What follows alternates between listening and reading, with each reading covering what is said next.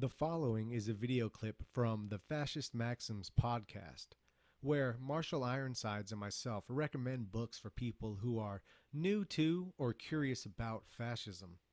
While some of the recommendations are books that specifically deal with fascism, its policies, and principles, some of the other recommendations are books that have nothing to do with the political aspects of fascism in itself, but deal more so with the mentality and spirit of the fascist.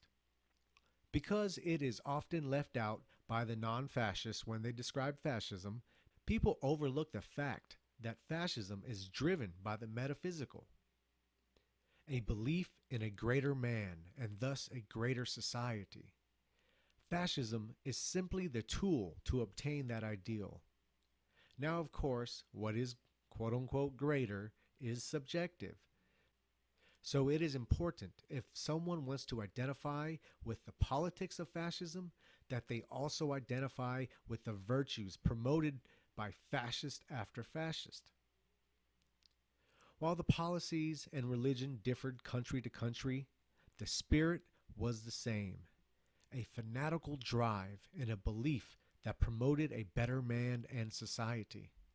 This better man, idealized by fascists, was defined by his virtues. You can call them higher ethics, masculine virtues, or whatever else you want. It does not matter.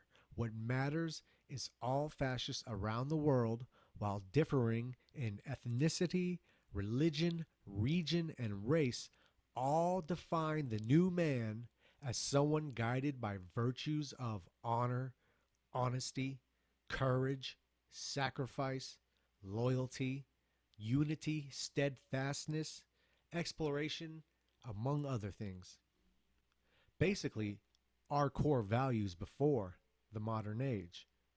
So, while some of the books recommended will help you understand the policies of fascism, the others will help you understand the spirit of fascism.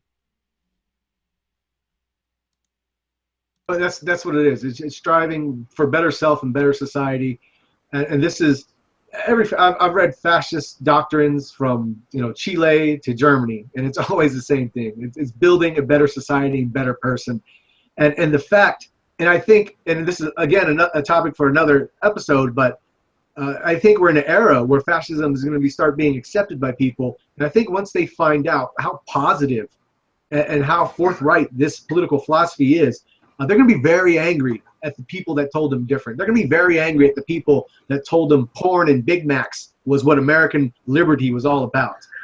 So I look forward to that day, and it's slowly starting to head that direction now. But with that said, like I said earlier, our enemies defined fascism, and so they put this real negative connotation on it, and it attracts a lot of shit because of that, and we have to filter through that to find the learned fascists. And unfortunately, there's all too few out there. There's all too few. There's a lot of people that call themselves fascists on the internet, but there's all too few fascists, learned fascists on the internet. Yeah. So we hope to bring them on there. But as far as newcomers or people curious, what reading selection would you give them? Let's run through a couple books that you would recommend to the newcomer or the curious person so they can get a grasp on this fascism. What is it about? In terms of understanding the underpinnings of the movement, Nietzsche is definitely a start in the right direction. And to that end, there has to be a bit of a caveat, because Nietzsche can be, I like that he doesn't construct a system. He writes in aphorisms, these nice little chunks that you can sit there and chew on.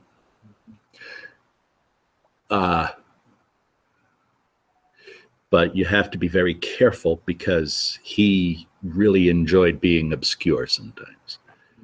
But he was a start. Also, I would suggest not all the dialogues of Plato, but snippets. Like, find a good sampling, that whole Socratic method of dialectics and the idealism, because again, it has to be stressed that this movement deals in ideals. and taking those ideals and finding the best way to bring them into human cultural manifestation. Joseph Campbell, the great writer of comparative myth, he died unfortunately in 1989. He is famous for a series of interviews he did in 1987 called The Power of Myth. Great writer.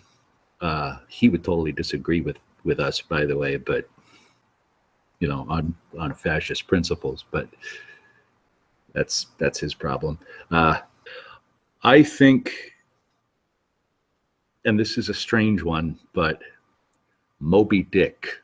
No, I see why. I see why. Believe me. It's encyclopedic, but it is spiritually encyclopedic. It just, all the great fascist themes are there. The understanding of destiny, the ideas that you have to be. Ahab didn't care what he was up against. He went in, knew he was licked, and he went in just the same. He had a great cause. He had a great cause, and he had to achieve it. Yeah, and so there's that. Matter of fact, he was fanatical in his great cause, which fanaticism is much welcome. Oh yeah, absolutely. There was the great scene at the beginning of the quest where he has the harpooneers bring up the bottoms of their harpoons and they put rum and then a drop of his blood, and he has them all drink death to Moby Dick. The willing to just lay it all on the line, and that's one of the things that I admire about Hitler. Another, book that I only recently discovered. We've been talking about the Codex Fascismo by H.R. Morgan. Really got to take my hat off to this individual. He did a really fantastic job in gathering so many disparate sources. And I'm reading it slow on purpose because it is like cognac for the soul. It's just sweet, very sweet. And I also suggest that a fascist should have some familiarity with Marx. Not to go in for Das Kapital and the heavier books, but just to get an idea of what we're up against. The manifesto? Yeah, a little bit, especially, there are certain, even back then, the Marxists were saying that they wanted to erode the foundations of the family. And I published on my blog this past week, not to plug or anything, but I can't remember her name, but she's a transgendered or a lesbian or thing or Zer or whatever it is they want to be called now. Right. But she admitted that the point of this whole transgendered thing with the bathrooms and all of this is they want to overcome sexual duality, and that they are taking aim at the underpinnings of the family. If they can get everybody jumbled up in their mind about gender, then the state can step in and say, well, then we'll just raise the children, thanks. Just like 1984 or Brave New World. Which both, okay, there you go right there. There's two books that have to be on the list. 1984, and especially, I think, Animal Farm. Because anybody who is contemplating a move into communism should understand that there is a movement that is looking to betray you from the word go. And history bears us out on that one. I saw what you've talked about on a number of occasions on YouTube. Oh, I watched, somebody literally said, well, I watched this video, guess I'm a fascist now.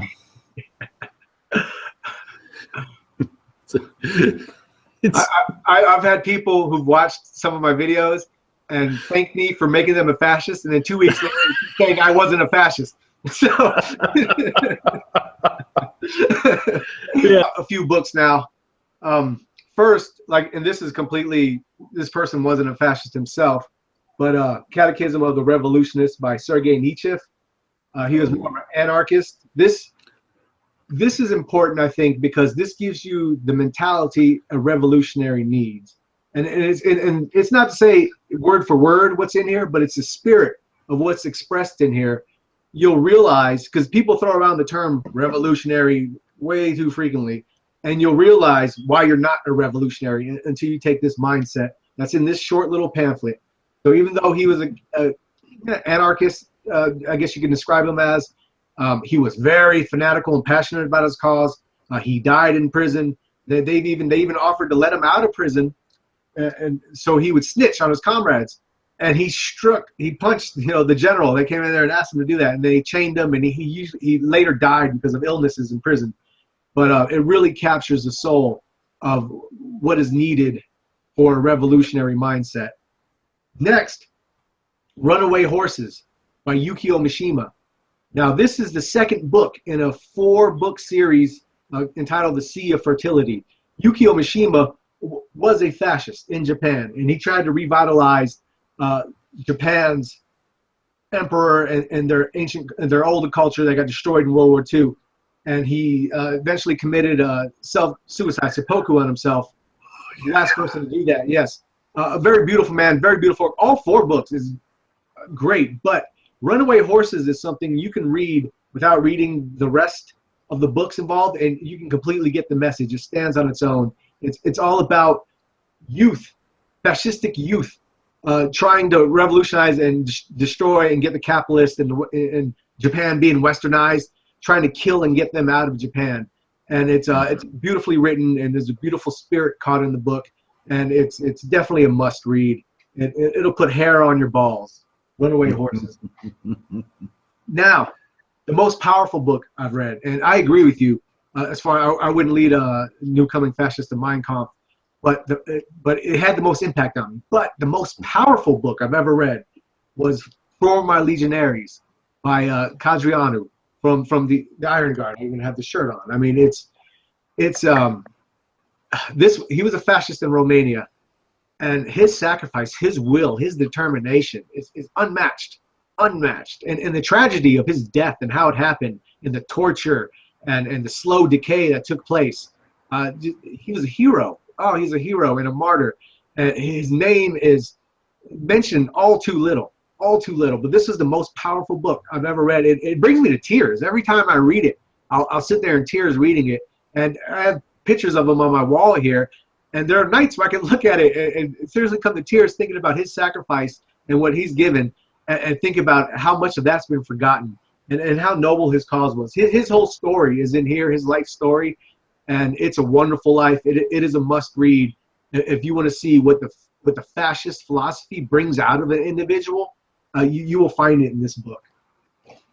Now, he was a great man. Oh, he was a great man.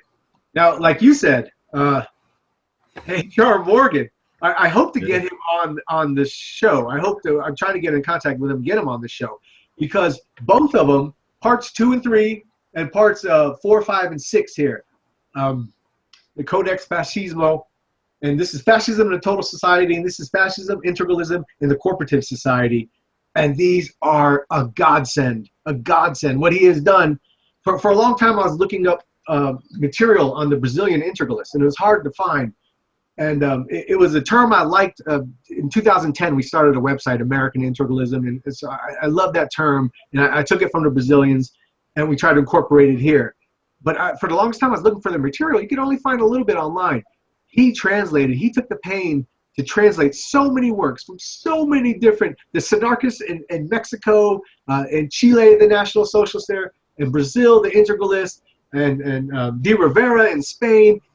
All of this stuff's translated and brought forth to us in these great books. These are definitely, you have to have them for your library. You will get a full understanding of the fascist philosophy when you see it spring up in different parts of the world organically and the same. Now, the last two, The Doctrine of Fascism by Mussolini, it's important. It's a quick read for any newcomer, and it speaks of the fundamentals of fascism. But the most important, if you're only going to pick up one book about fascism, and that's all the time you have, that's all you can dedicate to it, It's the origins and doctrines. That's of who I say is Giovanni Gentile, who I'm often corrected as Gentile, but but this this is the book. My whole fascist philosophy video was based off of this book. This probably goes deeper into the philosophical aspects of fascism than anything else I've read. He puts it out there and forward. He was the intellectual. He was the thought. He was the action.